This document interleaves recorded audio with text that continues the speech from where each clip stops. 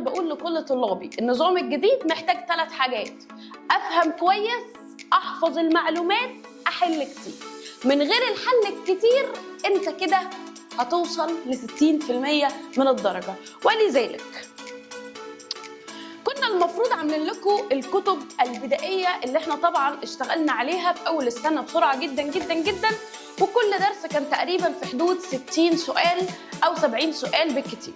وطبعا ده مش الريت المناسب لطلاب البايو ديفا او لطلابي الشاطرين، فلذلك عملنا كتاب صغير جدا جدا جدا جدا يا دوبك 400 صفحة.